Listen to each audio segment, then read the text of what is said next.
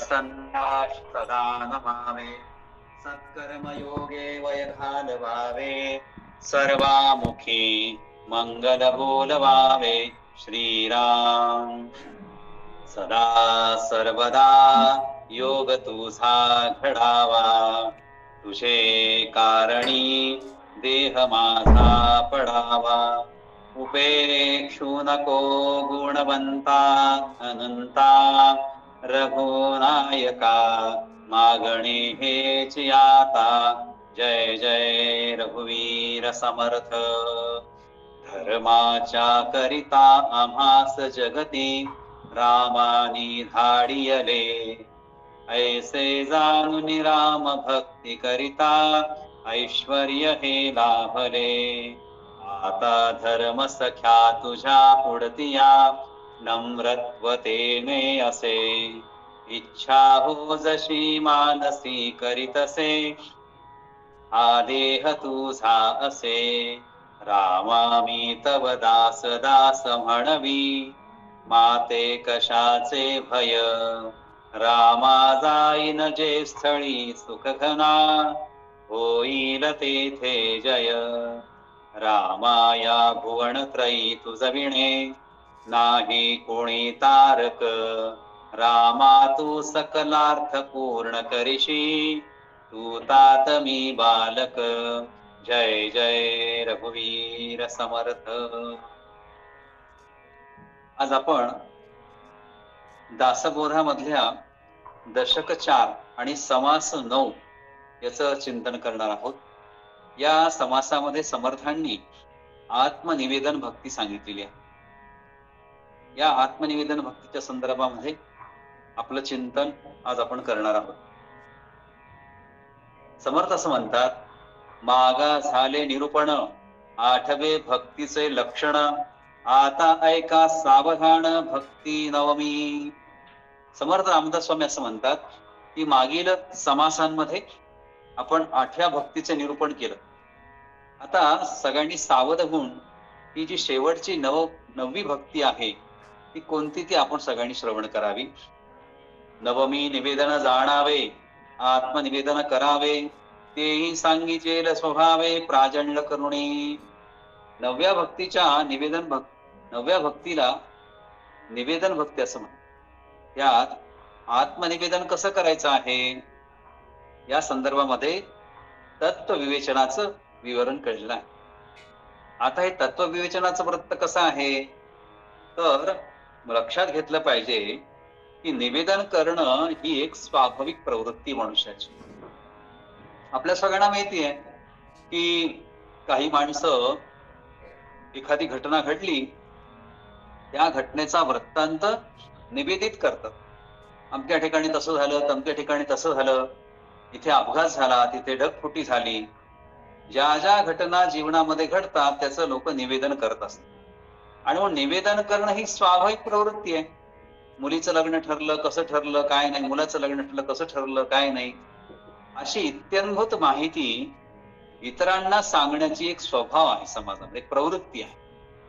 त्याला निवेदन असं म्हणलेलं.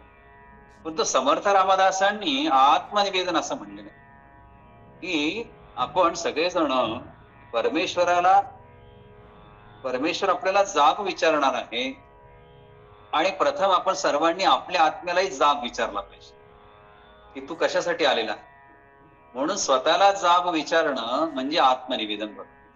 याचा फायदा काय आहे, जेव्हा आपण एखादी गोष्ट एखादी घटना याचं निवेदन करतो, एखादी महिला असेल एखादा पुरुष असेल तो बातम्यामध्ये निवेदन करतो बातम्यांमध्ये, पण आपण जेव्हा एखादी गोष्ट कोणाला सांगतो निवेदन करतो तेव्हा मनुष्याच्या अंतःकरणामध्ये समाधान वाटतं. मग दुःखाची घटना असो की सुखाची घटना असो, एकदा जर कोणाला निवेदन केली की ते समाधान. अशा प्रकारचं निवेदन आपल्या कुटुंबामध्ये आहे, परिवारामध्ये आहे, परंतु अशा प्रकारचं निवेदन महाभारतातही झालं. भगवान श्रीकृष्ण सुद्धा भगवद्गीतेचे निवेदनच केलं. तुलसीदासांनी सुद्धा रामायणाचं निवेदनच केलं. वाल्मिकी रामायणाचं निवेदनच केलं. म्हणजे निवेदनामध्ये भूतकाळ, भविष्यकाळ, वर्तमान काळ या तिन्ही गोष्टी स्वाभाविकपणे येतातच. त्यामुळं घडलेली घटना सांगणं आणि सध्या काय घडत आहे ते सांगणं आणि पुढे काय होणार आहे ते सांगणं हे वाल्मिकीनच केलं. त्यामुळे निवेदन करणं ही स्वाभाविक माणसाची प्रवृत्ती आहे. संसारिक माणसाची आहे, बद्धाची पण आहे आणि सिद्धाची पण प्रवृत्ती. पण या प्रवृत्तीच्या पाठीमागे उद्देश काय आहे? उद्देश आहे समाधान, आत्मिक समाधान, मानसिक समाधान. अशा दोन्ही प्रकारचं समाधान या निवेदनामध्ये आहे. पण अशा प्रकारचं निवेदन हे स्वतःच्या आत्म्यालाच केलं पाहिजे असं समर्थन. म्हणून या संदर्भामध्ये याचं चिंतन केलं. कशा प्रकारचं आत्मनिवेदन केलं पाहिजे, आत्मपरीक्षण केलं पाहिजे? तर देशाच्या आणि स्वातंत्र्याच्या मुक्तीसाठी अनेकांनी खूप परिश्रम केले. 5 ऑक्टोबर 1943 ची गोष्ट आहे. लॉर्ड व्हेवल नावाचा एक व्हाईसरॉय आपल्या देशामध्ये होऊन गेला. या व्हाईसरॉयने फूड कॉन्फरन्स ठेवली होती. वेगवेगळ्या प्रकारचे फूड्स, खायचे पदार्थाचं कॉन्फरन्स होते. आणि या कॉन्फरन्स मध्ये अनेक देशांतून लोक सहभागी झाले. विविध प्रकारचे धान्य, कडधान्य, तेलधान्य असे सगळे त्याची प्रदर्शनी होती. त्या सचिवाने रेशनिंग व धान्याच्या दुकानावर, रेशनिंग आपलं म्हणजे राशनचं दुकान, त्याला राशनिंग म्हणायचं, रेशनिंग, अशा या धान्याच्या दुकानावर नियंत्रण ठेवण्यासाठी 6 रुपये प्रतिमण असा गव्हाचा भाव ठरला. मण म्हणजे 40 किलो आणि 6 रुपयाला 40 किलो गहू अशा प्रकारचं त्यांनी ठरवलं होतं. पण चौधरी छोटूराम नावाचा एक फार मोठा सामाजिक कार्यकर्ता होता. त्यानं सांगितलं की आम्हाला 10 रुपये भाव मिळाला पाहिजे. त्यांनी निवेदन केलं की अशा प्रकारचा भाव पाहिजे. लॉर्ड व्हेलननी गव्हाची किंमत 6 रुपयेच राहील असं पुन्हा एकदा ठासून सांगितलं. तेव्हा छोटूराम म्हणाले, पुन्हा एकदा मी तुम्हाला सुचवतो, एकदा निवेदन करतो. मी जे निवेदन करत आहे त्या निवेदनामुळे आमच्या पंजाब मधल्या सगळ्या शेतकऱ्यांचं समाधान होईल आणि समाधान होईल असंच मनुष्याने निवेदन केलं पाहिजे. मनुष्याच्या अंतःकरणामध्ये दुःख उत्पन्न होईल, भीती उत्पन्न होईल, त्रास होईल, क्लेश होईल, अशा प्रकारच्या कोणत्याही वाईट गोष्टीचं निवेदन कधीच मनुष्याने करू नये. आजकाल तर वाईट गोष्टीचं निवेदन करण्याची स्पर्धा सुरू आहे. चांगल्या गोष्टीचं निवेदन कोणी करतच नाही. त्यामुळं निवेदन करणाऱ्याचा आत्मा आणि ज्याला आपण निवेदन करतो त्याचा आत्मा दुःखित होतो. कोणाचा आत्मा दुःखी होऊ द्यायचा नसेल तर समर्थांनी त्या आत्मनिवेदनाला भक्ती असं म्हणलेलं. भक्ती शब्द जोडल्यामुळे या आत्मनिवेदनाची किंमत वाढलेली. नुसतं आत्मनिवेदन केलं तर मग सगळं दुःखाच आहे. पण आत्मनिवेदनाची भक्ती म्हणल्यामुळे भक्तीमध्ये सगळा भक्ती रस आहे. जसं आंब्यामध्ये आमरस असतो तसा हा भक्तीमधला हा आत्मनिवेदनातला एक रस आहे. आणि मग 10 रुपयानेच आम्ही गहू विकणार अशा प्रकारचं छोटूराणी ठासून सांगितलं. पंजाबचा गहू, पंजाब एकटा गहू विकणार आहे आणि सर्व भारत त्या काळामध्ये गहू खरेदी करतो. शेवटी या छोटूरामने त्या व्हाईसरॉयला सांगितलं की आम्ही पंजाब मधला जेवढा गहू पिकवला तेवढा गहू आम्ही जाळून टाकू जर तुम्ही मला 10 रुपये भाव नाही दिला. पण आश्चर्य असं की त्या व्हाईसरॉयनी माघार घेतली आणि या छोटूरामच्या निवेदनावर त्या 6 रुपये मणाचा गहू हा 10 रुपये मण विकला गेला. प्रसंग छोटा आहे, प्रसंग सत्य आहे, दृष्टांत. पण सिद्धांत काय आहे की निवेदन करता आलं पाहिजे. आणि ते निवेदन कसं असलं पाहिजे तर आत्मीयतेने असलं पाहिजे. छोटूरामने आत्मीयतेने सांगितले आमच्या शेतकऱ्यांनी एवढे कष्ट केलेले आहेत ते आम्हाला तुम्ही 10 रुपये त्याचा भाव दिला पाहिजे. म्हणून नवमी निवेदन जाणावे, आत्मनिवेदन करावे, तेही सांगितलेलं स्वभावे प्रांजळ पूर्ण. त्याच्यामध्ये समर्थन किती गोष्टी सांगितलं की प्रांजळपणे बोललं पाहिजे, स्वभावानं बोललं पाहिजे, जाणून बोललं पाहिजे. अशा प्रकारचं वर्णन या आत्मनिवेदन भक्तीमध्ये आहे. एका निवेदनाचे लक्षण देवासी वहावे आपण, करावे तत्व विवरण म्हणजे कळे. निवेदनाचं लक्षण कसं आहे तर निवेदनाचं लक्षण असं आहे यात आपण स्वतःला देवास अर्पण केलं पाहिजे. ते कसं करायचं आहे समर्थने असं म्हणले, तत्व विवेचनाने.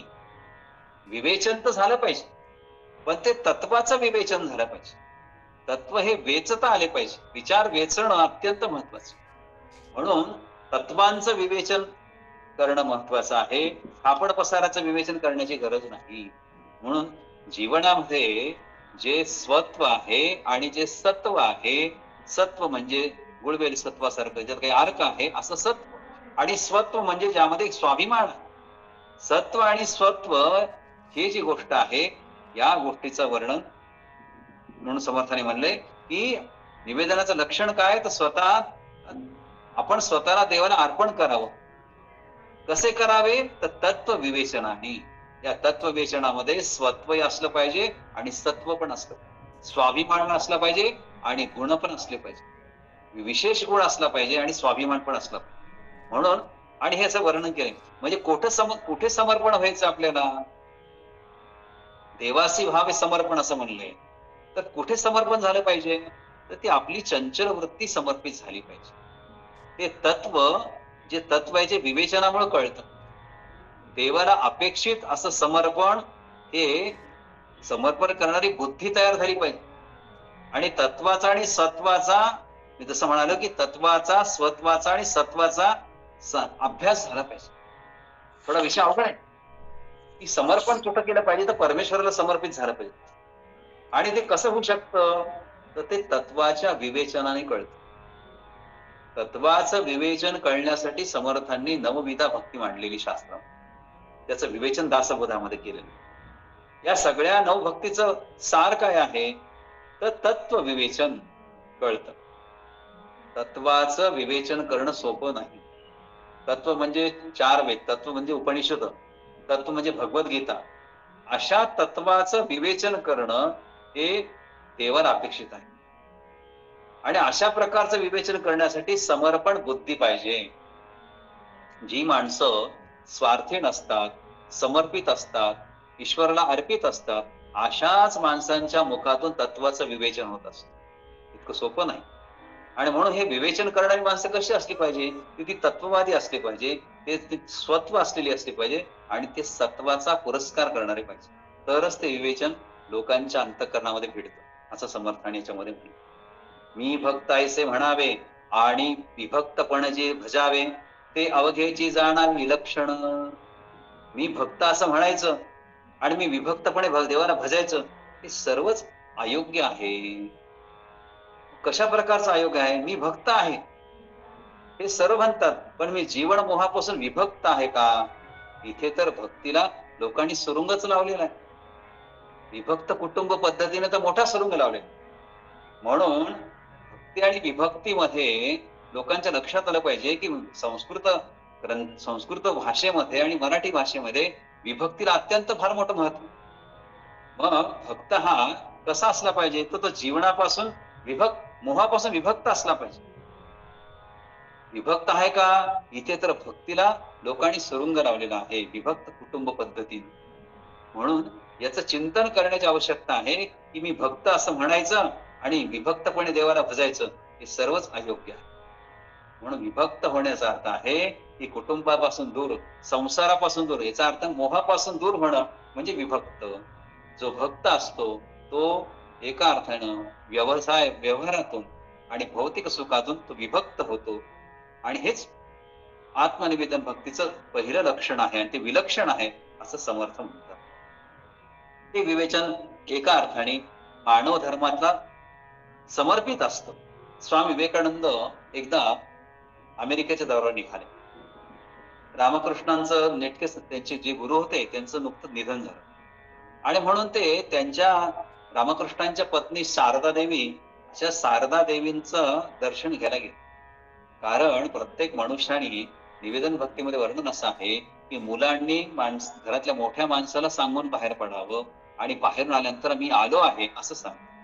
कारण 2 गोष्टी महत्वाच्या आहेत. एक म्हणजे मी बाहेर जाऊन चाललो आहे, तर माझ्या ज्या बाहेर काही जे कामं असतात ती कामं यशस्वी होण्यासाठी घरची मोठी मंडळी आपल्याला आशीर्वाद देतात. तथा असतो, तथा असतो. तथ म्हणजे तुझ्या मनात जसं असेल, असतो म्हणजे भाव. आणि परत आल्यानंतर आपण सुखरूप परत आलेलो आहोत हा संदेश घरच्या लोकांना मिळत असल्यामुळे घरचे लोक निर्धास्त राहतात. तसं स्वामीजी विवेकानंदजी बाहेर पडण्यापूर्वी ते शारदा माता त्यांच्या आई, म्हणजे एका अर्थ रामकृष्ण त्यांचे गुरु, त्या गुरुपत्नी, गुरुच्या पत्नी त्या एका अर्थानं गुरुमाता, अशा गुरुमात्यांची परवानगी घेण्यासाठी स्वामीजी गेले आणि म्हणे आई मला आशीर्वाद द्या. शारदादेवी म्हणाल्या अरे ठीक आहे थांब, एक काम कर, तिथे एक सुरी पडलेली आहे, चाकू पडलेला आहे, तेवढं मला आणून दे. स्वामीजींना असं वाटलं की शारदा देवीने काहीतरी भाजी वगैरे फळ वगैरे कापायची असेल, मग स्वामीजींनी तो चाकू घेतला आणि शारदा देवींना दिला. आता चाकू दिल्यानंतर, सुरी दिल्यानंतर स्वामीजी विचारलं माताश्री कशामुळे चाकू पाहिजे होता?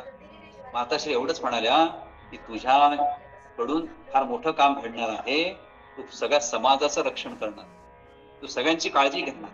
तर स्वामीजीला काय केलं मी असं? तर त्या शारदा माता असं म्हणाल्या की तू माझ्या हातामध्ये सुरी देताना मूठ माझ्या हातात दिली आणि त्या सुरीचं पात तुझ्या हातात धरलं.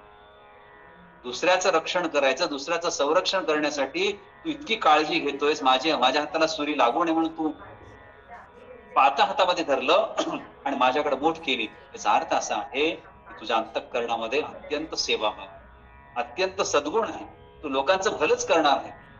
केवळ सुरी देण्याच्या माध्यमातून शारदा देवींनी स्वामीजींना आत्मनिवेदन केलं. आत्मनिवेदनाच्या भक्तीचे प्रतीक आहे की स्वामीजींच्या अंतःकरणामध्ये आत्मभक्ती किती होती, आत्मनिवेदन भक्ती कशी होती, याचं परीक्षण गुरुमातेने केलं. म्हणून मनुष्य जेव्हा इतरांची काळजी घेतो तेव्हा ते खऱ्या अर्थाने ती आत्मनिवेदन भक्ती, परमेश्वराबद्दलची काळजी असते. म्हणून असं म्हणलं की देवाला आम्ही अभिषेक करतो, देवाला वस्त्र घालतो, देवाला गंध लावतो, देवाला फुलं वाहतो. खरंच हिवाळ्यामध्ये आम्ही गरम पाण्याने देवाला आंघोळ घातली का हो? फक्त शुक्रवारीत आम्ही देवाला नैवेद्य दाखवतो. देवाला रोज भूक लागत नाही का हो? आपण एकदा जेवलं मग देवाला एकदा तरी जेवायला दिलं पाहिजे की नाही? पण मनुष्य देवाची पूजा करताना सुद्धा ती शुचिर्भूतपा पाळत नाही. देवाला सुद्धा स्नानाची आवश्यकता आहे. आम्ही गावाला गेलो स्नान करतो की नाही करतो? मग घरामध्ये आम्ही कुलूप लावून निघून जातो आणि देव 8 दिवस 15 दिवस तसेच राहतात. आम्ही यात्रेला जातो देवाच्या, मग घरातल्या देवाला स्नान नाही, फुलं नाही, गंध नाही. मग आमच्या घरचा देव आहे, आमच्या घराचं रक्षण करतो, आमच्या पिढ्यांचं रक्षण करतो, आमच्या कुळाचं रक्षण करतो. अशा देवाच्या पूजेची काही व्यवस्था लावली पाहिजे. हिवाळ्यामध्ये त्या देवाला गरम पाण्याने आंघोळ घातली पाहिजे, उन्हाळ्यामध्ये थंड पाण्याने आंघोळ घातली पाहिजे. जसं आम्ही ऋतूमध्ये फळं खातो तसं आम्ही त्या देवाला नैवेद्य समर्पित केला पाहिजे. अशा प्रकारचं देवपूजा करणं म्हणजे कर्मकांड नाही. देवपूजा करताना ही आत्मनिवेदन भक्ती आहे की माझ्या अंतःकरणामध्ये देवाला थंड पाणी दिल्यानंतर त्याला किती थंडी वाजेल माझ्या अंतःकरणाला जाणवतं. मी उपवास केला तर माझ्या पोटात कसं होतं, तर देवाला कसं होत असेल. म्हणून पहिल्यांदी सर्वश्रेष्ठ परमेश्वराच्या बद्दल आपल्या अंतःकरणामध्ये अशा प्रकारचं आम्ही आत्मनिवेदन केलं पाहिजे. आम्ही हे जाणून घेणं परमेश्वराला, यालाच आत्म स्वतःचं निवेदन की माझ्या आत्म्याला मी निवेदन करतोय. अशा प्रकारचं आत्मनिवेदन समर्थांनी या सगळ्याच्या मध्ये मांडलेलं आहे. पण दुसऱ्याची काळजी घेणं हे अत्यंत महत्व समर्थांनी या आत्मनिवेदन भक्तीमध्ये वर्णन केले. म्हणून लक्षण असोनी विलक्षण, ज्ञान असोनी अज्ञान, भक्त असोनी विभक्तपण तेह असे. कशा प्रकारचं आहे लक्षण? लक्षण असून लक्षहीन म्हणावे, ज्ञान असून अज्ञान आहे असं म्हणणे, आणि भक्त असून विभक्तपणे राहणे, हे सर्वच काही विलक्षण विपरीत आहे. या एकेका शब्दाचा पण अर्थ विचार केला तर लक्षण असून लक्षणहीन आहे, ज्ञान असून अज्ञान आहे असे म्हणण्याचं कारण असं आहे, ज्ञान आहे म्हणून ज्ञान नाही, लक्षण आहे म्हणून लक्षणहीन आहे. लक्षणहीन असल्यामुळं काही लक्षणं दिसतायत, चांगले लक्षण दिसायला लागले का?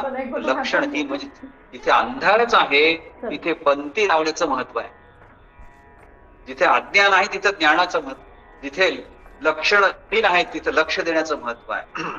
म्हणून अशा प्रकारे आणि भक्त आणि विभक्तपणे राहणं एक विलक्षण लक्षण. ती भक्त आहे पण तो विभक्त आहे जीवनात. अशा सगळ्या शब्दांची मीमांसा समर्थांनी या दासबोधामध्ये केली.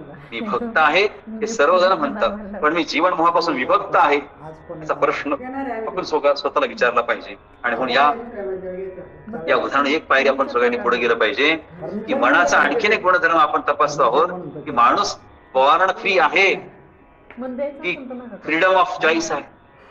म्हणजे निवडीचे निर्णय घेण्याचे स्वातंत्र्य, इथे निवडीचे स्वातंत्र्याचा नेमका अर्थ कळायला पाहिजे की आपल्याला सर्वांना आपण जन्मताच बॉर्न फ्री आहोत, जन्मताच मुक्त आहोत का फ्रीडम ऑफ चॉईस आहे की आपल्याला स्वतःला एक संधी आहे विभक्त होण्याची, चॉईस आहे.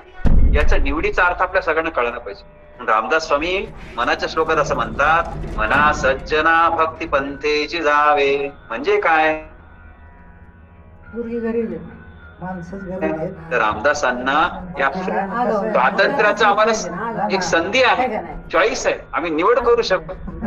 आणि ही अभिप्रेत असलेली फ्रीडम ऑफ चॉईस म्हणजे व्यापक एका अर्थाने मोठी कल्पना आहे, एक अर्थाची कल्पना. म्हणून फ्रीडम ऑफ चॉईस म्हणजे आज मी कोणता पोशाख घालू, आज चहा पिऊ का कॉफी पिऊ, आज ऊसाचा रस पिऊ का आंब्याचा रस खाऊ, या सगळ्या निर्णयांचा चॉईस आपल्याला दिलेला आहे. म्हणून जागी जाणीव रामदास स्वामींना सगळ्यांना करून द्यायची होती. म्हणून वाचकाने तसा अर्थ लावला पाहिजे. मग फ्रीडम ऑफ चॉईस म्हणजे काय, तर रामदास स्वामी म्हणतात फ्रीडम ऑफ चॉईस म्हणजे जीवन करवण्याचा मार्ग निवडण्याचं स्वातंत्र्य, की मला जीवन कसं जगायचं आहे याचं मला स्वातंत्र्य आहे. आणि या स्वातंत्र्यालाच म्हणले आत्मनिवेदन. जे मला जे स्वातंत्र्य प्राप्त झाले आहे त्याचं मी निवेदन कशा प्रकारचं केलं पाहिजे याचं चिंतन समर्थ रामदास स्वामींनी आत्मनिवेदन भक्तीमध्ये अत्यंत छान पद्धतीने मांडलेलं आहे. पण समर्थ असं म्हणतात, भक्त म्हणजे विभक्त नव्हे आणि विभक्त म्हणजे भक्त नव्हे, आचार विन काहीच नव्हे समाधान. समर्थ म्हणतात जो विभक्त नाही त्यालाच भक्त म्हणता येईल, आणि जो विभक्त आहे तो भक्त असू शकत नाही. या विरोधाभासाचं समाधान विचाराशिवाय होणार. तत्व विवेचन, तत्वाचं विवेचन म्हणजे आत्मनिवेदन समर्थाने. या विरोधाभासाचं समाधान करू शकणार नाही, आणि ते समाधान करण्याची आवश्यकता आहे. समाधानी व्हायचं असेल तर विचार करावा लागेल. म्हणजे अविचारी माणसं कधी पण समाधानी नसतात, हे सूत्र लक्षात ठेवलं. समाधान प्राप्त करत असेल तर तत्व विचार केला पाहिजे. म्हणजे याचा अर्थ असा की जी माणसं अविचारी आहेत ती कधी पण समाधानी नसतात. म्हणून असं म्हणलं की जया वर्णिता शिनली वेदवाणी, अशा प्रकारचा राम त्याचं वर्णन केलं. मग कशा प्रकारचं समाधानी मनुष्य असला पाहिजे, तर प्रसंग असा आहे, सेंट फ्रान्सिस्को नावाचं एक मोठं शहर आहे. त्या ठिकाणी शास्ता स्प्रिंग नावाचं एक नगर आहे, आणि अशा नगरामध्ये त्या शास्ता पर्वताच्या शिखरावर एक जाण्याची स्पर्धा होती. त्या स्पर्धेमध्ये भाग घेण्यासाठी अनेक अमेरिकन लोक तिथे आले. त्या स्पर्धेत भारतीय संन्यासी पण होता, अत्यंत भव्य कपडे घातलेला, त्याने पण सहभाग घेतला. त्या हडकुळ्या भारतीय संन्यासाला पाहून अनेक अमेरिकन लोक हसत सुटले, सारखे हसत, आणि म्हणजे एवढी मोठी स्पर्धा, शास्ता पर्वत चढायचा आहे, हा हडकुळा माणूस संन्यास काय चढू शकणार आहे. आणि मग सूचना झाली, आणि हा संन्यासी त्या शास्ता पर्वतावर सगळ्यांच्या सोबत धावला, आणि त्याचा प्रथम क्रमांक प्राप्त झाल्यानंतर त्याच्या चेहऱ्यावर खूप मोठं हास्य आणि समाधान होतं. आणि समाधान बघितल्या झालं, आणि मग त्या ठिकाणी त्यांना स्पर्धेमध्ये विजय म्हणून घोषित करण्यात. परंतु या संन्याशाने तिथला पुरस्कार घेण्याचं नाकारलं. हा पुरस्कार मला नको. सगळ्यांनी सांगितलं तुम्ही पुरस्कार घ्या. लोक तर पुरस्कारासाठी पळत होत, तुम्ही कशामुळे नाही भाग घेत. तर ते संन्यासी असं म्हणाला, सृष्टीच्या प्रेमापोटी ते सौंदर्य पाहण्यासाठी मी गेलो. काय निसर्गाचं सौंदर्य, की परमेश्वराने कशा प्रकारची सृष्टी निर्माण केलेली आहे, त्या सृष्टीला बघण्यामुळे मी माझ्या मनाला आत्मनिवेदन करणं, हे परमेश्वरा, हे माझ्या पवित्र आत्म्या, तू परमात्म्याने कसं ही सृष्टी निर्माण केलेली आहे. आत्म्या आणि परमात्म्याचं मिलन व्हावं, द्वैत आणि अद्वैताचा सिद्धांत मांडला गेला. अशा प्रकारचं जे सृष्टी सौंदर्य आहे ते मी पाहण्यासाठी गेलो होतो. मला पुरस्कार अजिबात नको. अत्यंत निर्भीड, गुणवान आणि कर्तृत्वान तो संन्यासी होता. त्याचं नाव होतं स्वामी रामतीर्थ. स्वामी रामतीर्थांनी खऱ्या अर्थानं या स्पर्धेमध्ये जिंकून लोकांना सांगितलं की आत्मनिवेदन, मी माझ्या आत्म्याला निवेदन केलेलं आहे. काय सुंदर दृष्टांत आहे की अशा प्रकारचं निवेदन प्रत्येक व्यक्तीला आपल्या जीवनामध्ये करता आलं पाहिजे. म्हणून त्याचं वर्णन समर्थांनी या 6व्या ओळीमध्ये केलेलं आहे. तस्मात विचार करावा, देव कोण तो ओळखावा, आपला आपण शोध घ्यावा अंतर्यामी. देव कसा आहे, पण अंतर्यामामध्ये शोधा लागणार आहे. देव काही मंदिरामध्ये लपलेला नाही, देव नदीमध्ये नाहीये, देव पर्वतामध्ये आहे. देवाचं अस्तित्व, देवाचं अंशत्व सगळीकडे आहे, पण देवाचं संपूर्ण अस्तित्व हे आत्म्यामध्ये आहे. मी अंशात्मक परमेश्वराला शोधतोय, पण आत्म्यामधला परमेश्वर आम्ही त्याचा शोध घेत नाही. ज्याच्या अंतःकरणामध्ये गरिबांविषयी, दुःखितांविषयी दयाळा आहे, कनवळूपणा आहे, जो दुसऱ्यावर कृपा करतो असा तो कृपाळू आहे. अशा कृपाळू आणि दयाळू अंतःकरणाची माणसं ही खऱ्या अर्थाने आत्मनिवेदन भक्ती करतात. त्यांच्या आत्म्यामध्ये तुटतं, आत्म्याला वाटतं. आणि म्हणून साधकाने विचार करावा की देव कोणाला म्हणावे, मी कोण आहे, असा आपला विचार प्रत्येकाने केला पाहिजे. मी कोण आहे, माझं अस्तित्व काय, माझा विचार काय, आणि मी कोण आहे चिंतन करण्याची आवश्यकता. आतापर्यंतच्या भक्तीचे 8 प्रकार जे सांगितले गेले त्याचं पर्यावसान आत्मनिवेदन भक्तीमध्ये पडतं. आत्मनिवेदन म्हणजे काय?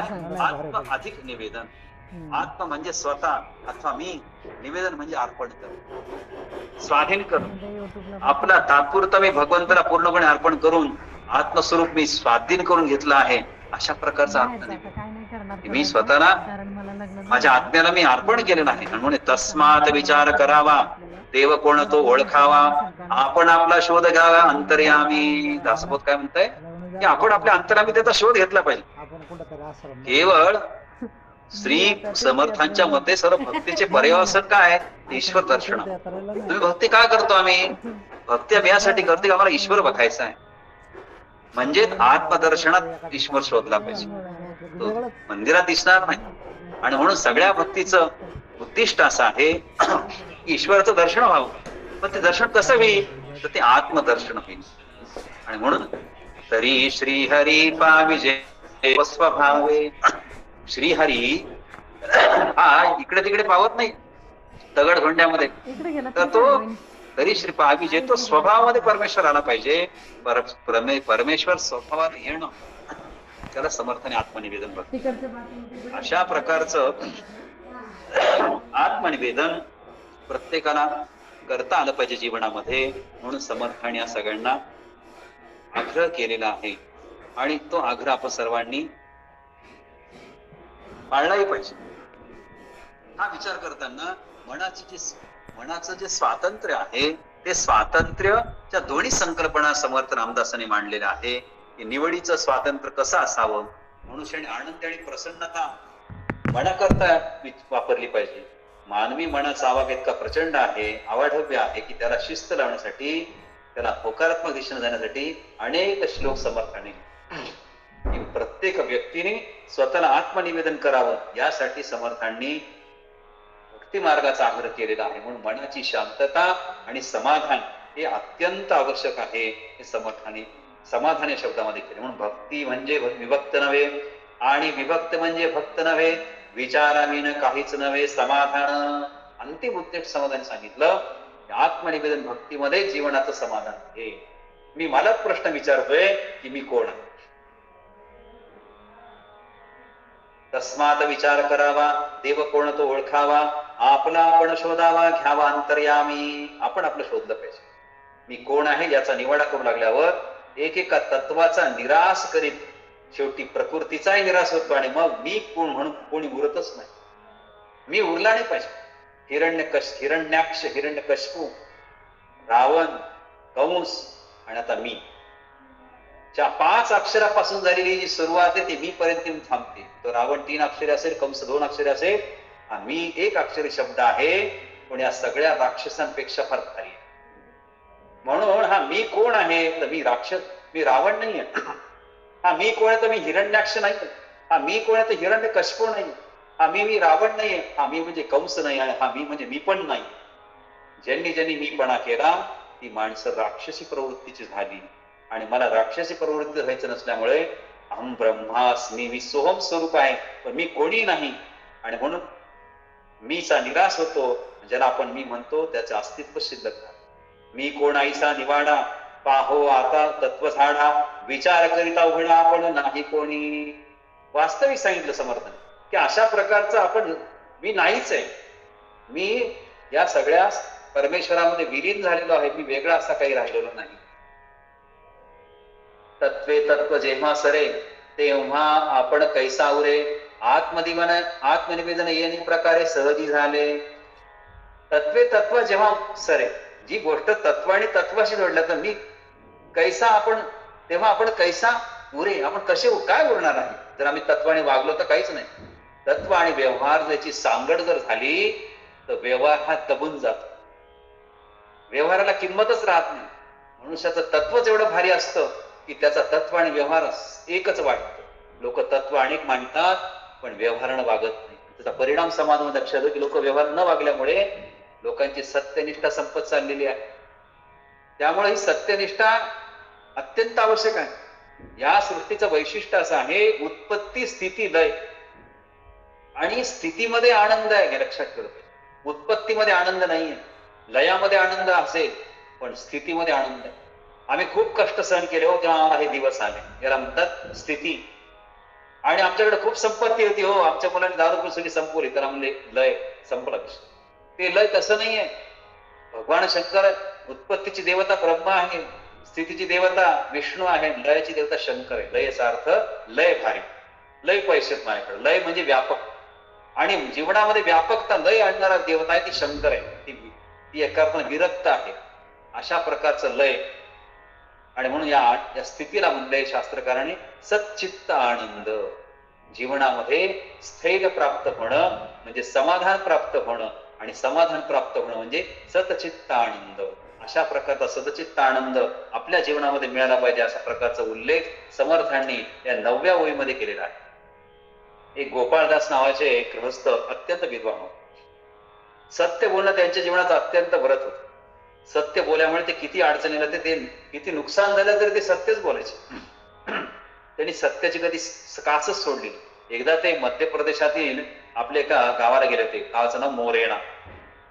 सहज परिवार ते मुंबईला निघाले, आणि रेल्वेचा प्रवास चालू असताना त्यांची पत्नी म्हणाली, अहो बरं झालं आठवण आली मला, आज आपल्या मुलाला 3 वर्ष पूर्ण 4थं वर्ष लागलंय. रेल्वेने जाताना, मोरेंना जाताना, मध्य प्रदेशामध्ये जाताना मुंबईला ते गाडीत बसले, आणि एकदम त्यांच्या पत्नीच्या लक्षात आलं की आज मुलाचा आपल्या वाढदिवस आहे. आणि त्या सहज म्हणायला, बरं झालं आज लक्षात आलं की आपल्या मुन्नाला आता 4थे वर्ष लागत आहे. हे पंडितजींना ऐकून आनंद झाला. गोपाळदासांना खूप आनंद झाला, परंतु त्यावरती थोडे अस्वस्थ झाले. आनंद तर झाला, पण चेहऱ्यावर अस्वस्थता दिसायला लागली. आणि म्हणून त्याच्या पत्नीने विचारलं, आपला मुलगा हा आता 4थं लागले, त्याचा 3रा वाढदिवस, तुम्ही नाराज कसं झाले आनंदाच्या? आता तुमच्याकडे आनंद होता. ते असं म्हणाले, आपण त्या मुन्नाचं तिकीटच काढलं. आपण लक्षातच नाही आलं की तो 3 वर्ष, आपण गृहीत झाले की तो 3 वर्षाचा आहे, मग त्याचं रेल्वेचं तिकीट काढलं नाही. पण त्याला 4थं लागलेलं आहे, याचा अर्थ असा आहे की त्याचं अर्ध तिकीट आपण काढलं नाही. आणि म्हणून ते अर्ध तिकीट न काढल्यामुळे मला फार दुःख होते. पंडितजी सत्यनिष्ठ होते, त्यांचं मन त्यांना स्वस्थ बसू देणं. आपल्या मुलाचं वय 3 वर्ष पूर्ण झालं की त्यांच्या लक्षात नव्हतं, त्यांनी तिकीट काढलं नव्हतं. ते मुंबईला पोहोचल्यावर स्टेशन मास्तरकडे गेले आणि आपल्या मुलाच्या अर्ध तिकीट काढून त्या दंडाचे पैसे काढले. तिकीट तर काढलं, पण तिकीट न काढण्याचा दंड त्यांनी भरला. आणि अशा प्रकारची विनंती स्टेशन मास्तरकडे गेले. स्टेशन मास्तर त्या पंडितजीकडे बघत राहिला होता की मनातल्या मनात त्यांनी त्या थोर व्यक्तीला प्रणाम केला. अर्ध्या तिकिटाची छोटी बाब, पण सत्य प्रेमाची, सत्य आचरणाची केवढी महान भावना दिसते. हे अंतःकरणाला केलेलं आत्मनिवेदन की मी कोणाला फसवलंय का माझ्या स्वार्थासाठी, मी कोणाला फसवणार नाही, मला ते फसवलं न कळत फसवलं तरी माझ्या टोचत राहिलं पाहिजे. अशा प्रकारचं तत्व जेव्हा सरे तेव्हा आपण कैसा उरे. आत्मनिवेदन येणे प्रकारे सहजी झाले. सहज आत्मनिवेदन केलं पंडित गोपाळदास. अशा प्रकारचं आत्मनिवेदन वेळोवेळी आपल्याकडून घडलं पाहिजे. म्हणून मी उरत नाही, केवळ एकमेव सच्चिदानंद स्वरूपच उरत असतं, आणि त्या सच्चिदानंद स्वरूपालाच समर्थाने आत्मनिवेदन असं म्हणलं. तत्वरूप सकळ भासे, विवेक पाहता निरसे, प्रकृती निरासे, आत्मा असते आपण कैसा. समर्थ असं म्हणतात, जे दृश्य विश्व आहे ते पांचभौतिक, आप तेज वायू पृथ्वी आकाशाने बनले. याचा विवेक करून एकेका तत्वाचा निराश करत गेले की शेवटी प्रकृतीचा निराश होतो, फक्त आत्मा शिल्लक राहतो, व मग आपण म्हणजे आत्मे कळू लागतो. या सृष्टीमध्ये आपला जो देह तयार झालेला आहे हे पांचभौतिक विज्ञान आहे, आणि पांचभौतिक तत्वाने आपला देह तयार झालेला आहे. हा देह संपूर्ण नष्ट होणार आहे. रूप रस गंध स्पर्श सगळं नष्ट होणार आहे. आणि या पंचभौतिकाचा निराश करत गेलं तर हळूहळू एक एक तत्व, भौतिक तत्व नष्ट होतं, आणि शेवटी एकच चिरंतन तत्व जिवंत शिल्लक राहतं, त्याला म्हणतं आत्मा. आणि अशा प्रकारचा आत्मा हा शिल्लक राहतोय, मनुष्याला कळून येतो. एक मुख्य परमेश्वरू, दुसरी प्रकृती जगद्धारू, तिसरा आपण कैसा चोरू आणिला मध्ये. समर्थ असं म्हणतात की मुख्य तत्वे 2 मांडली तर एक म्हणजे परमेश्वर आणि दुसरा म्हणजे शिव. परमेश्वर म्हणजे शिव, दुसरी जगात रूपाने भासणारी म्हणजे प्रकृती आहे. दोनच मूलतत्वे जगा, अनेक मूलतत्वे आहेत, पण दोन मूलतत्वे समर्थाने सांगितले. एक म्हणजे शिव आणि दुसरा म्हणजे जीव. शिव आणि मी ही दोनच मूलतत्वे आहेत. तिसरा चोर कुठून आणला असं समर्थांचा प्रश्न आहे. मग तिसरा चोर कोण आहे? ऐसे हे सिद्धीची असता, नाथिली लागे देहानंता, परंतु विचारे पाहू जाता काहीच नसे श्रीराम. ते असं म्हणतात की याप्रमाणे विचाराने सर्व सिद्ध झाले असता लटकी मध्ये कोण आलेले आहे? तर ही देहबुद्धी. मी देह ही बुद्धी उगीच पाठीमागं लागलेली आहे. जर जीव आणि शिव हेच अंतिम असेल तर हा मी मध्ये कुठे आलेला आहे? की मी म्हणजे मनुष्याची देहबुद्धी आहे, उगीच मागे लागलेली आहे. पण तत्व विचार केल्यावर मीच अस्तित्व शिल्लक राहत नाही. म्हणून तत्वाचा विचार करणं म्हणून समर्थन आत्मनिवेदन असणे. अशा प्रकारचं तत्वाचं निवेदन हे प्रत्येकाला करता आलं पाहिजे. ऐसे एक सिद्धचे असता, नथिली लागे देहांता, परंतु विचारे पाहू आता काहीच नसे. काही शिल्लक राहिलं नाही, मी अस्तित्वच राहिलं नाही. पाहता तत्व विवंचना, पिंड ब्रह्मांड तत्वरचना, विश्वाकारे व्यक्ती नाना तत्व विस्तारली. आता काय झालं? तर तत्वविवेचन आता करू लागेल. समर्थ म्हणतात तत्वविवेचन करू लागल्यावर एका तत्वातून दुसरे तत्व कसं आहे हे कळतं. जसं पिंड आहे मनुष्याचा, तसंच ब्रह्मांड पंचमहाभूताने बनलेला आहे, तसं पिंड सुद्धा पंचमहाभूताने बनलं. अशी रचना कशी झाली? या विश्वाकार नाना व्यक्ती, त्यांच्या रूपाने नाना तत्वे म्हणजे पंचमहाभूत ही कशी विस्तार पावली आहे हे कळून येतं. त्याचं वर्णन केलं. तत्वे साक्षत्वे ओसरती, साक्षवत तनुरे आत्मप्रचिती, आत्मा असे आदी अंती आपला काहीचा. याप्रमाणे मनुष्य जर विवेक करू लागला, विचाराच्या हजारपट मनुष्य चिंतन करतो, त्याला विचार असतो. आणि म्हणून याप्रमाणे मनुष्य विचार करू लागल्याला आपण तत्वाहून भिन्न आहोत हे त्याला कळतं. तत्वाहून भिन्न ही जाणीव झाली की तत्वे ओसरतात. आपण म्हणतो त्यांचं फार तत्व बरं का, शिस्त म्हणजे शिस्त, त्यांना पाण्यात टाकलेलं आवडत नाही, त्यांना बेशिस्त वागलेलं आवडत नाही, हे तत्व आहे. पण शेवटी जेव्हा मनुष्य विचाराच्या पलीकडे विवेक करतो तेव्हा हे सगळे तत्व भिन्न साक्षी त्याला कळतं आणि ही तत्वे सुद्धा ओसरतात. मनुष्य आपोआप सोहम स्वरूप होऊन जातो, त्याचं विशेषत्व पण दिसत नाही. पुढे जेव्हा आत्मानुभव होत आणि आत्मप्रचिती येते तेव्हा एकमेव सच्चिदानंदच्या स्वरूपाशिवाय दुसरं साक्षीत्वाचा उरतच नाही. काय साक्षीत्व उरलेलं आहे? एखाद्या माणसाने संकट काळी आपल्याला मदत केली, आपण असं म्हणतो काय देवासारखा धावून आलोस. अरे देवासारखं धावून येणं म्हणजेच काय? देवासारखं धावून येणं म्हणजेच आत्मानुभव, आत्मप्रचिती येणं, म्हणजे सच्चिदानंद स्वरूपाशिवाय दुसरं साक्षीत्व उरत नाही. की तो सहाय्य करणारा व्यक्ती आपल्याला सच्चिदानंद स्वरूप वाटतो आणि मग त्या ठिकाणी कुठल्याच प्रकारचं साक्षीत्वाची गरज. अहो आम्हाला आईने सांगितलं, आम्हाला लोक म्हणतात की हे तुमचे वडील कशाहून आहेत, हीच तुमची आई कशाहून आहे. तर आमच्या आईने सांगितले तुझे बाबा आहे आणि आमच्या बाबाने दिली तुझी आई. हे लक्षात ठेवलं पाहिजे की प्रत्येकाला हा आत्मानुभवाला ही जाणीव निर्माण झाली पाहिजे की मी कोण आहे. आणि मग या सगळ्याचा विचार करण्याचा विवेक असतो, तो विवेक अत्यंत महत्वाचा आहे, ज्याच्यामुळं आत्मानुभव आणि आत्मप्रचिती आहे. लहान लेकरू जेव्हा जन्माला येतं त्याला हा अनुभव कुठून येतो आत्मप्रचितीचा? त्याला आत्मानुभव कुठून येतो की जो लगेच दूध पिण्यासाठी तोंड उघडतो आणि जागा शोधतो कुठून आपल्याला दूध मिळेल. आणि जन्मलेल्या बाळकाला कुठल्याच प्रकारचं शिक्षण दिलेलं नसतं, ते जन्मल्या मातेचं दूध पितं. हे कसं काय शक्य आहे? हा त्याचा आत्मानुभव आहे, हा त्याची आत्मप्रचिती आहे. एकमेव सच्चिदानंद स्वरूपाशिवाय दुसरं साक्षीत्वच ठरत नाही. की ज्याला काय साक्षी फक्त त्याची आई आहे आणि साक्षीला त्याचे पूर्वजन्माचे अनुभव आहे, पूर्वजन्माचं आत्मनिवेदन आहे. आधी अंती फक्त एकच आत्मा आहे हे कळल्यावर मी नात्र शिल्लक. अनेक बाळ जन्माला आली पण त्यांचं मीत्व शिल्लक राहिलं नाही. कधी? जेव्हा ते जी बालपणा नवीन जन्म घेतात ते बरोबर त्यांना हे कळतं हे ज्ञान कुठून प्राप्त झालेलं आहे. ते ज्ञान आहे जेव्हा मनुष्याचा मी पण शिल्लक राहत नाही तेव्हा मनुष्याला एक स्वाभाविक अशा प्रकारचं ज्ञान प्राप्त. आत्मा एक स्वानंद गण आणि महात्मा हे वचन मी तरी मग आपण कैसा भिन्न उरला तेथे. एकच आत्माच स्वानंद घन असून अहम आत्मा म्हणजेच मी तो आत्माच आहे असा अनुभव झाल्यानंतर तेथे मी शिल्लक, मी परमेश्वर स्वरूप आहे, अशा प्रकारची मानसिकता होणं हे अत्यंत विलक्षण. एक माणूस होता एका राज्यात आणि त्याचं दर्शन झाल्यावर काहीतरी वाईट होणार, आपलं कामच होणार नाही अशा प्रकारचं लोक म्हणायचे. आणि नेमका त्याशी राजा हा बाहेर पडला शिकारीला आणि तो अशुभ व्यक्ती समोर आला. तो अशुभ व्यक्ती राज्यामधला समोर आल्याबरोबर राजा चिडला आणि राजाने सांगितलं की याला 25 फटके मार. आणि त्या अशुभ व्यक्तीला जे म्हणलं गेलं त्यांनी त्याला 25 फटके मारले गेले आणि राजा त्याच्या शिकारीला गेलाच नाही. हुकूम दिला, राजा शिकारीला गेला, परत महाराज गेला. दुसऱ्या दिवशी गुप्तचरांना कळले की तो ज्या जंगलात चालला होता शिकारीला, तिथे राजाला मारण्यासाठी शत्रू पक्षाचे सैनिक दबा धरून बसले आणि त्यामुळे राजाचा प्राण वाचला. आणि म्हणून अपशकुनी माणसामुळेच हा प्राण वाचलेला आहे.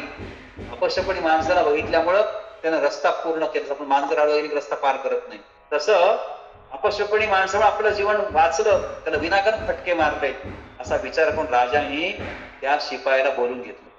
त्या शिपायांकरवी त्या अशुभ व्यक्तीला बोलवलं आणि तो अपशकुनी व्यक्ती दरबारात आल्यानंतर त्या झालेली घटना त्या अपशकुनी व्यक्तीला सांगितली की बाबा, मी तुम्हाला आडवा आलास आणि तुला 25 फटक्याची मी शिक्षा दिली होती. तर तो माणूस जोरदार हसायला. लक्षात घ्या दृष्टांत का. राजा म्हणाला, माझी चूक झाली बाबा, मी तुला 25 फटके मारायची शिक्षा दिली, तो अशुभ आहे म्हणून, आणि तो आडवा आला म्हणून जंगलात नाही गेलो आणि माझे प्राण वाचले शत्रू सैनिकापासून, तर काय करावं. हसला. राजाने म्हणले, तुला हसण्याचं कारण काय. तर तो मोठमोठ्याने हसतो, त्याचं मला कारण सांग. तर तो आळशी, तो अशुभ व्यक्ती असं म्हणाला, मला जर अभय असेल तर मी सांग. मी जर सांगल्यावर तुम्ही मला मारू नका, मला अभय द्या तर मी सांगतो. राजाने वचन दिलं की मी तुला अभय देतो, परवानगी दिली. तर तो अशुभ व्यक्ती असं म्हणाला, माझा काही दोष नसता, माझे दर्शन घडल्यामुळे मला विनाकारण 21 फटके मारले, 25 फटके मारले, परंतु विनाकारण मारणाऱ्या माणसाचं दर्शन लोकांनी घेतलंय, त्या माणसाला किती अपशकुनी म्हणावं असा विचार माझ्या मनामध्ये. अपशकुनी माणसाला 25 फटके मारले गेले, त्याचा काही दोष नव्हता सिद्ध झाल्यानंतर.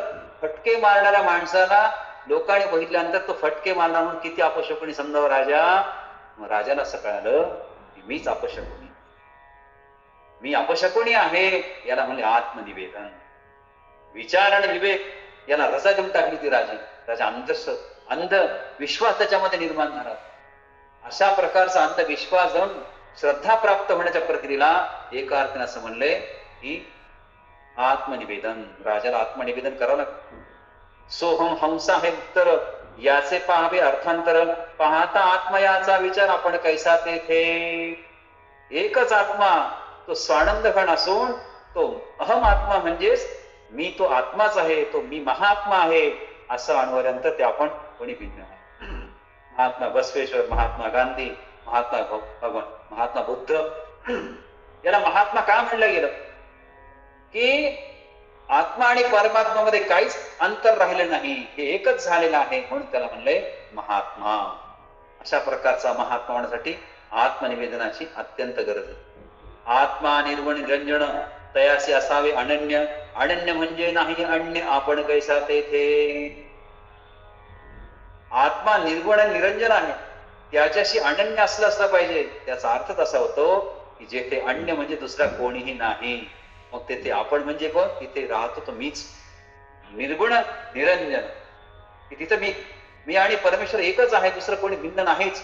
अशा प्रकारची जाणीव होणं त्याचं वर्णन समर्थांनी याच्यामध्ये केलेलं. हा सगळा विचार करत असताना की कशा प्रकारचं मनुष्याने त्याला सामोरं गेलं पाहिजे. आत्मा निर्गुण निरंजन की मी कुठे आहे, मी कुठेच नाही. एक संयुक्त कुटुंब होतं आणि घरामध्ये खूप माणसं होती. सर्वजण प्रेमाने आणि अत्यंत आनंदाने राहत होते, भांडण करत नव्हते. घरातलं वातावरण अत्यंत प्रसन्न खेळीमेळीच होतं, अत्यंत विनयशील होत. आणि मग या कुटुंबाची प्रतिष्ठा आणि प्रसिद्धी सगळीकडे झाली होती. म्हणजे पत्रकार त्याच्या घरी गेला आणि त्या पत्रकाराने एकाला विचारलं, एवढा मोठा परिवार गुण्या गोविंदाने कसं काय राहतो, मी हे जाणून घेण्यासाठी आलो. त्या गृहस्थाने आपल्या वडिलांना भेटायला सांगितलं. माझ्या वडिलांना भेट. वडिलांनी त्यांच्या वडिलांना प्रश्न भेटायला सांगितलं. पत्रकार आजोबाला भेटला व एवढ्या मोठ्या परिवारामध्ये एवढा आनंद कसं काय नांदतो तुमच्या, विचार. आजोबांनी एका कागदावर 100 वेळेस वाक्य लिहिले. काय लिहिले? विनय व सहनशील. हे शब्द लिहून दाखवले. मग त्यांनी असं विचारलं, तुम्ही 100 वेळेस का लिहिलं? विनय आणि सहनशीलता एकदा लिहिलं असतं पुष्कळ झालं असतं, तुम्ही 100 वेळेस का लिहिलं? तो वृद्ध म्हणाला, माझ्या कुटुंबात 100 माणसं आहेत म्हणून मी 100 वेळेस लिहिली. आमच्या घरातली 100ला 100 माणसं ती एका अर्थाने विनय आणि सहनशील करतात. सहनशील माणसं विनयशील आणि सहनशील आहेत. तो तुम्हाला अद्वीनं माझ्या वडिलांकडे घेऊन गेला, माझ्या मुलाने तुम्हाला माझ्याकडे आणलं. स्वतः उत्तर न देता आपल्यापेक्षा मोठ्यांना तो मान द्यायचा असते वृत्ती सर्वांमध्ये आहे. प्रत्येक जण दुसऱ्याचा आदर राखतो, एकमेकाला समजून घेतो, नम्रता बाळगतो. हेच खरं सुख शांतीचं खरं समाधान रहस्य. समर्थांना हे रहस्य अपेक्षित आहे, हे समाधानाचं रहस्य अपेक्षित आहे. पत्रकार समाधान परत गेला. संसारामध्ये जीवनामध्ये नम्रता, सहनशीलता, सहिष्णुता, प्रसन्नता, स्नेहशीलता, आत्मीयता असे जर गुण मनुष्याच्या अंतःकरणात झाले तर मनुष्याचं जीवन एका आत्मनिवेदन करतो. हे आत्मनिवेदन जीवनामध्ये करण्यासाठी समर्थ हा प्रपंच मांडला. आत्मा म्हणजे अद्वैत, तेथे नाही द्वैताद्वैत, तेथे निपुणाचा हेत होईल कैसा. द्वैत अद्वैत काही शिल्लकच नाही, सगळं एक जीव झालेला आहे. अशा प्रकारच्या जीवनामध्ये समर्थांनी असतं. आत्मा पूर्णत्वे परिपूर्ण, जेथे नाही गुणागुण, निखळ निर्गुण आपण कोण कैसा. आत्मा हा पूर्णत्वाने परिपूर्णच असतो. येथे गुण अगुण दोन्ही गोष्टीचा अभाव असतो. जो निखळ निर्गुण असतो, सर्वत्र एकच आत्मा परिपूर्ण असून तेथे दुसरे काहीच नसते. अशा परिस्थितीत आपण म्हणजे मी कसा असेल, मी नावाची गोष्टच नाही. तम पद तत्पद असी पद, निरसुनी सकळ भेदाभेद, वस्तू ठाईची अभेद आपण कैसा. तत्पद म्हणजे तू, तत्पद म्हणजे ते ब्रह्म, आणि असी म्हणजे आहेस, तू ते ब्रह्म आहेस. याप्रमाणे निज ध्यासन करता करता निधी ध्यासन करणारा जेव्हा ब्रह्मरूप होऊन जातो, जेव्हा सगळे भेद आणि अभेदाचे निरसन होते, तेव्हा एकच वस्तू राहते, ते म्हणजे एका अर्थानं तत्वमसी. तत्वमसी तत्वमसी एकच ब्रह्म, मीच अस्तित्व नष्ट. निरसिता जीव शिवपाही, जीव शिवीचे कैसे आधी, स्वरूपी होता दृढ बुद्धी आपण कैसा. आता आपण कुठे शिल्लकच राहिलो नाही. एका परब्रह्माशिवाय अन्य वस्तूच नाही. विद्या या उपाधीमुळे याला शिव संज्ञा प्राप्त, तर अविद्या उपाधीमुळे त्याला जीव संज्ञा प्राप्त. विद्या म्हणजे शिव, अविद्या म्हणजे जीव. जीव हा अविद्येने भरलेला आहे आणि शिव हा ज्ञानाने भरलेला, विद्येने भरलेला आहे. आणि म्हणून दोन्ही उपाधीचे दर्शन केल्यावर जीवशिव राहतच नाही, केवळ एकच ब्रह्म शिल्लक राहतं, हे सर्वांचं स्वरूप आहे. याप्रमाणे आपण स्वस्वरूपाविषयी ज्ञान की आपण म्हणजे मी कोण आहे हा विषय स्वस्वरूपाचा एक संप्रदाय आहे. स्वस्वरूप मनुष्याला कळणं अत्यंत आवश्यक आहे. ते स्वस्वरूप कळण्यासाठी प्रत्येकाने प्रयत्न केला पाहिजे. एकदा भोजराजाच्या दरबारामध्ये एक जणाने 30 सोन्याच्या मूर्त्या आणल्या. सोनार तर अत्यंत कुशल कारागीर. विक्रेत्याने राजाला विनंती केली, राजा तुझ्या दरबारामध्ये खूप गुणवान, विद्वान आणि चतुर माणसं. राजा भोजाला सोनार म्हणतो, बरं त्यापैकी कोणीतरी एकाला पाठवा आणि माझ्या 3 मूर्तीचं मूल्यमापन कर. मी अनेक ठिकाणी हिंडून आला आहे, पण आतापर्यंत ही गोष्ट कोणालाच जमलेली नाही. ते ऐकता दरबारात एक जवाहीर उठला, सोन्याचा व्यापारी. त्याने 3 मूर्तीचं वजन केलं. वजन सारखंच भरलं. सोन्याची शुद्धता तपासून बघितली, ती सारखीच होती. सर्व सारख्याच निघाला. तेव्हा तो म्हणाला, 3ची किंमत एकच आहे, कोणीची किंमत कनिष्ठ नाही, कमी नाही. सगळ्या मूर्त्यांची किंमत सारखीच आहे. सोनं सारखं आहे, वजन सारखं आहे. विक्रेता हसला. राजा भोजाच्या लक्षात आलं की वजन, आकार, शुद्धता यापेक्षा काहीतरी वेगळं असलं पाहिजे. काय करावं म्हणून या मूल्याची कामगिरी कवी कुलगुरू कालिदासाकडे. आणि कालिदासाला सांगितलं भोजराजांनी या 3 मूर्त्या आहेत, या मूर्तीमध्ये सगळ्यात श्रेष्ठ मूर्ती कोणती? वजन सारखं आहे, कॅरेट सारखं आहे, ओळखा. कालिदासांनी एका मूर्तीच्या कानामध्ये काडी घातली, दुसऱ्या कानातून बाहेर, मग दुसऱ्या मूर्तीच्या कानामध्ये तार घातली, ती तोंडातून बाहेर, आणि तिसऱ्या मूर्तीच्या कानामध्ये तार घातली, ती तार पोटामध्ये गेली. आणि मग कालिदासाने सांगितलं की तिसऱ्या क्रमांकाची मूर्ती सगळ्यात श्रेष्ठ. जी माणसं बोलतात आणि कानाने ऐकतात आणि कानाने सोडून देतात ती पहिली मूर्ती. जी माणसं कानाने ऐकतात आणि तोंडाने गुपित सांगून टाकतात ती दुसरी मूर्ती. आणि जी मूर्तीत कानात तार घातली ती पोटात गेली. जी माणसं कानाने ऐकतात आणि सगळ्यांचं दुःख पोटामध्ये ठेवतात त्याला म्हणजे आत्मनिवेदन. अशा प्रकारची आत्मनिवेदन भक्ती या तिसऱ्या मूर्तीमध्ये आहे आणि तिसरी मूर्ती सगळ्यात श्रेष्ठ आहे. अशा प्रकारे कालिदासांनी तिची निवड केली. आपण मिथ्या साच देव देव देवभक्त अनन्य भाव या वचनाचा अभिप्राय अनुभवी जाणते. आपण मिथ्य साच देव, मिथ्य काय आहे आणि सत्य काय हे कालिदासाने सिद्ध करून दाखवलं. आपण ज्याला मी म्हणतो तो देहाभिमानी मिथ्या ठरतो, आणि देव म्हणजे काय तर पूर्णत्व आणि परिपूर्ण आत्माच केवळ सत्य आहे हे कळून येतं. म्हणजेच देव व भक्त म्हणजे शिव आणि जीव तत्वता एकच परब्रह्म स्वरूपी आहे असा अनुभव ज्यांना साक्षात होतो तेच या वचनांचा अभिप्राय जाणतात. तत्व विवेचनाचा अभिप्राय तेच जाऊ. पंचभूतामध्ये आकाश, सकळ देवामध्ये जगदीश, नवविधा भक्तीमध्ये विशेष भक्ती नवमी. या नवविधा भक्तीमध्ये सगळ्यात श्रेष्ठ भक्ती नवमी आहे. या स्वात्मानुभवालाच आत्मनिवेदन असं म्हणजे स्वात्मा अनुभव, स्वतःला झालेला अनुभव, या योगे ज्ञानी लोकांना समाधान प्राप्त होतं. याप्रमाणे तिथे 9व्या आत्मनिवेदन भक्तीचं लक्षण समर्थ की एखाद्या गोष्टीचं ज्ञान याचा अर्थ असा आहे की आपल्याला विद्या जी आहे त्या विद्येचं अनुकरण केल्यानंतर जो मनुष्याला अनुभव प्राप्त होतो त्या अनुभवाला शास्त्रकारणी ज्ञान असं. विद्या आणि ज्ञानामध्ये खूप फरक आहे. तो खूप विद्वान आहे असं नाही, तो खूप ज्ञानी पण. विद्येची मान्य खरंय, विद्या शिकल्यानंतर त्याचा प्रयोग केल्यानंतर जो अनुभव येतो तो आत्मानुभव असतो. त्या आत्मनिवेदन भक्तीला शास्त्रकारणी ज्ञान म्हणलेले. केवळ विद्येला ज्ञान म्हणलेलं नाही, त्याच्या पाठीमागे अनुभव महत्वाचा आहे. आणि तो अनुभव कुठला असतो? तो असतो आत्मज्ञानाचा. आत्मवत सर्वभूतेषु, चराचराबद्दल माझ्या अंतःकरणामध्ये अशा प्रकारचा भाव निर्माण झालेला. नवभक्तीचे आत्मनिवेदन न होता न चुके जन्म मरण, हे वचन सत्यप्रमाणे अन्यथा नव्हे. जोपर्यंत ही नवी भक्ती आत्मनिवेदन भक्ती म्हणजेच स्वात्म अनुभव प्राप्त होत नाही तोपर्यंत जन्म मरणातून सुटका होणार नाही. स्वतःच्या अनुभवाने मनुष्याने जगलं पाहिजे, दुसऱ्याच्या अनुभवाने जगलं नाही पाहिजे. म्हणून स्वधर्म निधनम श्रेया परधर्म भया. स्वतःच्या धर्माने माणूस मेला तरी स्वविचाराने मनुष्य जगला पाहिजे. जो परविचाराने जगतो त्याचा मृत्यू पक्का आहे हे भगवद्गीतेमध्ये पण म्हणलं गेलं.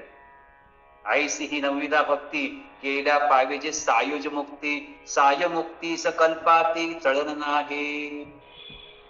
एकंदरीत अशा प्रकारे नवविधा भक्ती केली असता सायुज मुक्ती प्राप्त होत. एकदा सायुज मुक्ती प्राप्त झाली की ती कल्पातीत नष्ट होत नाही. कितीतरी कल्प, कितीतरी वर्ष अशा प्रकारे जरी असले तरी ती सायुज मुक्ती नष्ट होत. म्हणून जन्माजन्मी अशी सायुज मुक्ती घेऊन जन्मले ज्ञानेश्वर महाराज, अशा प्रकारची सायुज मुक्ती घेऊन जन्मले रामदास स्वामी आहे, अशा प्रकारची सायुज मुक्ती घेऊन जन्मले माऊली ज्ञानेश्वर.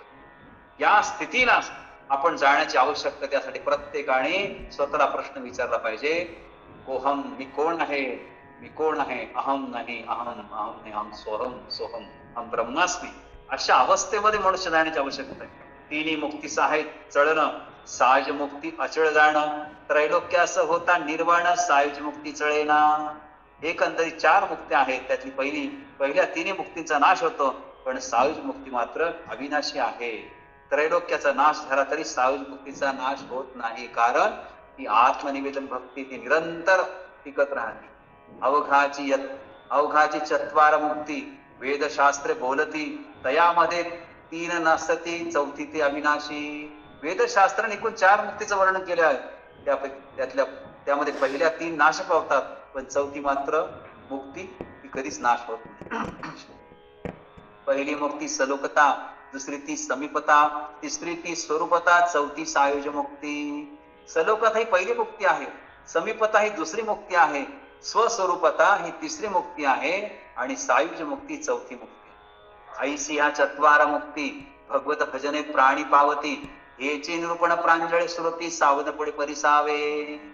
हे भगवत भजनाने या चारही मुक्ती साधकांना प्राप्त होतात. या चारी मुक्तीचं प्रांजळ वर्णन समर्थांनी पुढच्या मुक्ती चतुष्ट या समासामध्ये केलेलं आहे, या दशकामध्ये केलेलं आहे आणि ते सगळ्यांनी आवर्जून ऐकलं पाहिजे. एक भारतीय संन्यासी अमेरिकेमध्ये गेला आणि तिथे भारतीय संस्कृती तो व्याख्यान देतो. एक अमेरिकन ग्रस्त आणि त्या विद्वानाला उपरोध भाषेत म्हणले, भारतीय संस्कृतीच्या प्रणेतांनी लक्ष्मीचं वाहन घुबड केलं, तर सरस्वतीचं वाहन हंसाला केलं. लक्ष्मीचं वाहन घुबडा केले आणि सरस्वतीचं वाहन हंसाला केले, याची तारीफ करा ती तेवढीच आहे. अशा प्रकारचा कुचित विचार या अमेरिकन विचारवंतांनी भारतीय संन्यासी म्हणून मांडला. तो संन्यासी हसत हसत म्हणाला, तो चिडला नाही, तो हसत म्हणाला की तर आमचं दर्शनशास्त्र सांगतंय, लक्षात घ्या आत्मनिवेदन भक्तीमध्ये फार महत्वाचं आहे, तुम्ही काय घेता. तर भारतीय दर्शनशास्त्राचं सांगतंय की धन व्यक्तीला डोळे असून घुबडाप्रमाणे पडतो.